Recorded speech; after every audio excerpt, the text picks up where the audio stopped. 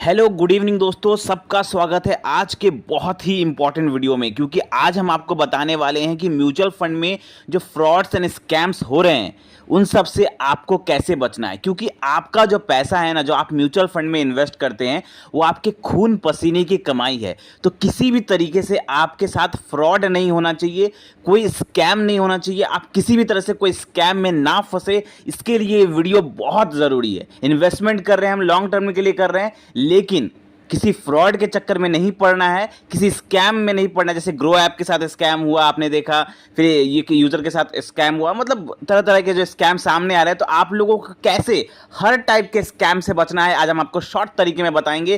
तो आप लोगों को लिए जानना बहुत ज़रूरी है। आप कोई और वीडियो देखे ना देखे, लेकिन ये वीडियो आप लोगों को लास्ट तक देखना बहुत ज़रूरी है।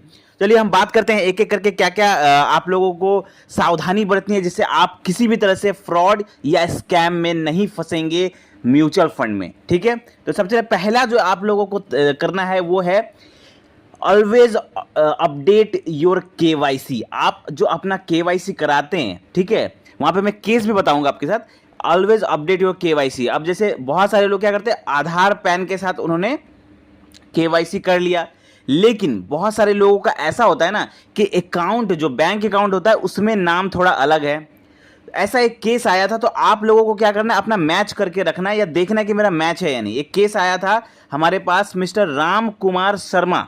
अब ध्यान दीजिएगा, इसमें क्या हुआ था, केस क्या था। राम कुमार शर्मा ने 50,000 रुपये इन्वेस्ट किया था, 1-2 साल पहले इन्वेस्ट किया था।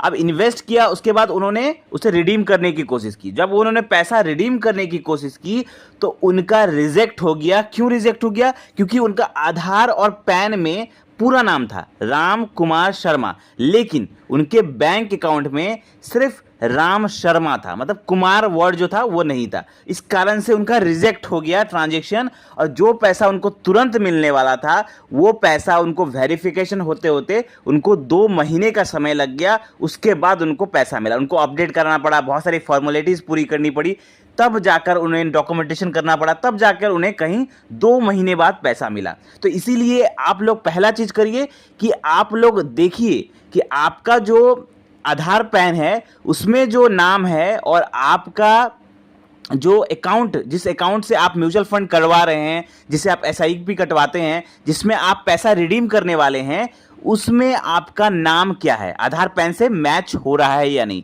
अगर नहीं मैच हो रहा है तो फिर से एक बार केवाईसी करवा सकते हैं आप, और उससे आप अपना मैच करवा सकते हैं। ठीक है, पहला चीज़ आपको करके रखना है। दूसरा चीज़, चलिए हम चलते हैं। दूसरा चीज़ ये है कि आपको अपना CAS स्टेटमेंट हर महीने चेक करना है। हर महीने आपको क्या चेक करना है? आपका CAS स्टेटमेंट। CAS स्टेटमेंट मतलब होता है कंसोलिडेटेड अकाउंट स्टेटमेंट। ये आपको हर महीने चेक करना है आपके ईमेल पर आ रहा है या नहीं। आप जब म्यूचुअल फंड में इन्वेस्ट करते हैं तो आप हमेशा देखिए, मोबाइल नंबर और अपना ईमेल आईडी आपको देना पड़ता है। जब आप किसी ऐप के थ्रू भी करते हैं, आप ग्रो ऐप के थ्रू भी कर रहे हैं या किसी भी ऐप के थ्रू कर रहे हैं या डायरेक्ट भी कर रहे हैं आप किसी AMC के द्वारा, तो भी आपको आपका ईमेल आईडी और आपको फ़ोन नंबर देना पड़ता है। तो आपका जो रजिस्टर्ड ईमेल आईडी है उस पर हर महीने एक CAS स्टेटमेंट आता है AMC के द्वारा कि आपने इतना पैसा आपने इन्वेस्ट किया है, ये आपको फोलियो नंबर दिया गया, मतलब ये आपका यूनिट, आपको इतना यूनिट मिला है, इतना पैसा आपने इन्वेस्ट किया, इसके हिसाब से आपको इतना यूनिट मिला, आपकी NAV ये रही। ठीक है, तो ऐसे करके एक स्टेटमेंट आता है प्रॉपर, हर महीने आता है। ये आप लोग मेल में चेक करिए, हर महीने आता है। और हर महीने स्टेटमेंट में आपको एक CAS स्टेटमेंट रहता है, जो पासवर्ड प्रोटेक्टेड रहता है, और उसका पासवर्ड हमेशा आपका पैन नंबर रहता है। जो आपका पैन नंबर है वही आपका पासवर्ड रहता है। तो हर महीने वो चेक करिए कि आपको वो CAS स्टेटमेंट आपके मेल पर आ रहा है या नहीं। जब भी पैसा कटता है, जब आप SIP करते हैं, तो जब आपका पैसा कट जाता है उसके 2-3 दिन बाद, जब आपको यूनिट एलोकेट हो जाता है, उसके बाद आपको वो CAS स्टेटमेंट हर महीने आता है। तो हर महीने चेक करना जरूरी है कि आपको वो स्टेटमेंट आ रहा है या नहीं। इससे आपको क्या पता चलेगा? इससे आपको पता चलेगा कि हाँ, मैंने जो पैसा मेरा डिडक्ट हुआ है मेरे बैंक अकाउंट से, वो पैसा सही जगह AMC तक पहुंच गया है, और AMC ने उसके बदले मुझे यूनिट एलोकेट कर दिया है, मतलब मुझे उतना यूनिट म्यूचुअल फंड का दे दिया है। इससे आप श्योर हो जाएंगे कि हाँ, इस महीने मेरा पैसा इन्वेस्ट हो गया है। वहीं अगर आप नहीं चेक कर रहे हैं और आपको मेल नहीं आ रहा है, तो इससे ये भी हो सकता है, जैसे उस यूजर के साथ हुआ था कि ग्रो ऐप से कर रहे थे वो, हमने आप एक वीडियो बनाया था जिसमें हमने आपको बताया था कि ग्रो ऐप में क्या स्कैम हुआ था। एक यूजर क्या कर रहे थे, पैसे उनका डिडक्ट हो रहा था एसआईपी से, लेकिन उन्होंने कभी चेक नहीं किया कि मेरा पैसा एएमसी तक पहुंच रहा है या नहीं। तो एएमसी तक पहुंचे या नहीं, इसके लिए आपको चेक करना है कि आपका सीए स्टेटमेंट आ रहा है या नहीं, आपको यूनिट एलोकेट हो रहा है नहीं, चेक करना जरूरी है। चलो तीसरी तरफ चलते हैं। तीसरा जो आपको करके रखना है वो है always invest through a trustable AMC and trustable app. अब देखिए, ऐप तो कोई ट्रस्ट आप नहीं कर सकते 100%, आंख मूंद करके आप ट्रस्ट नहीं कर सकते किसी भी ऐप के थ्रू।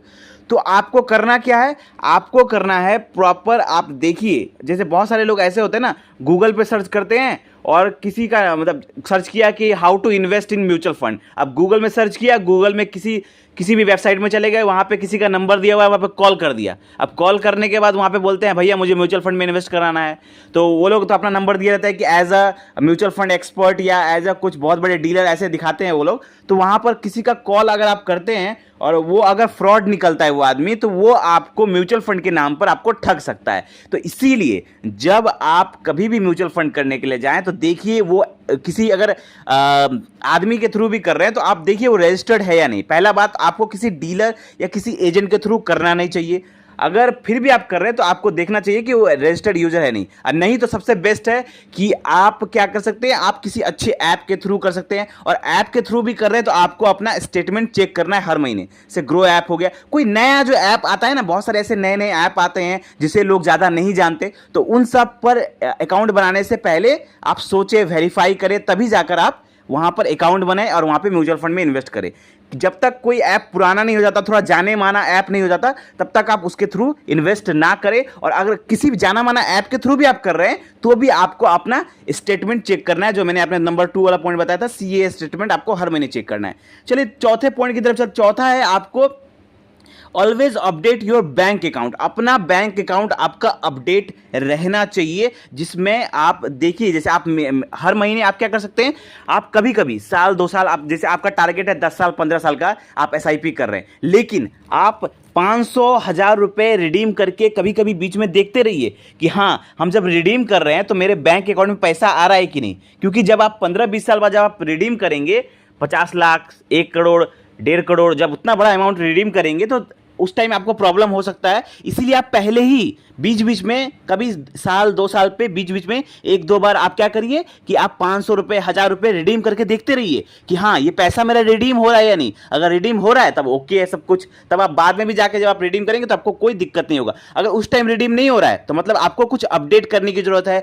आपको आपका बैंक अकाउंट जो नंबर है जो आप ऐप के थ्रू कर रहे हैं या किसी एएमसी के थ्रू कर रहे हैं, तो आपको उसमें अपडेट करने की जरूरत है, उससे आपको पता चलेगा। इसलिए जब आप लॉन्ग टर्म इन्वेस्ट कर रहे हैं तो आप बीच बीच में 500 रुपये 1000 रुपये रिडीम करके देखते रहिए। चलिए लास्ट गलती की तरफ चलते हैं। लास्ट जो हमारा पॉइंट है वो है नेवर शेयर योर ओटीपी और click in any link regarding mutual fund. अब म्यूचुअल फंड के नाम पर ना बहुत सारे आपको एसएमएस आ सकते हैं, बहुत सारे आपको ईमेल आ सकते हैं, कॉल भी आ सकते हैं। बहुत सारे लोगों को ऐसे कॉल आते हैं कि हाँ भैया हम म्यूचुअल फंड में इन्वेस्ट करवाते हैं, हम आपको 20% का रिटर्न गारंटी करके देंगे, या बहुत सारे ऐसे मैसेज भी आते हैं लोगों को। तो उन सब मैसेज पे, अननोन मैसेजेस पे आपको, अननोन लिंक्स पे आपको क्लिक नहीं करना। अगर आपको व्हाट्सएप पे भी लिंक आ रहा है कोई, तो आप क्लिक मत करिए बिना वेरीफाई किए। कोई मैसेज आ रहा है उस पर भी क्लिक मत करिए। अगर आपको कोई कॉल करके कोई बंदा सामने से बोल रहा है तो भी आप उस पर इतना आसानी से विश्वास मत करिए। पहले पूरा वेरिफिकेशन करिए, उसके बाद ही म्यूचुअल फंड के नाम पर आप पैसा देने से बिल्कुल बचे। ना ओटीपी किसी को शेयर करे, ना किसी अननोन लिंक पर क्लिक करे। ठीक है, तो आई होप आपको ये 5 गलती समझ में आई होगी। 5 गलती अगर आप नहीं करते हैं तो आप म्यूचुअल फंड में आप फ्रॉड से बिल्कुल बच जाएंगे, हर तरीके के फ्रॉड से बच जाएंगे। बस आपको ये 5 गलती नहीं करनी है। मैं आप लोगों को बस एक रिक्वेस्ट करना चाहूंगा, मैं हमेशा कहता हूं आप वीडियो को लाइक करें या ना करें, लेकिन इस वीडियो को आप शेयर जरूर करें, क्योंकि इससे आप अपने जैसे बहुत सारे जो रिटेल इन्वेस्टर है जो म्यूचुअल फंड में इन्वेस्ट करते हैं उनको फ्रॉड या स्कैम से बचा सकते हैं। तो अपने जितने भी दोस्त हैं, आपके रिश्तेदार हैं, उन लोगों को शेयर करें ताकि वो लोग भी म्यूचुअल फंड में इस टाइप के स्कैम से बच जाए। चलिए मिलते हैं अगले फाइनेंशियल वीडियो में। थैंक यू, धन्यवाद, जय हिंद।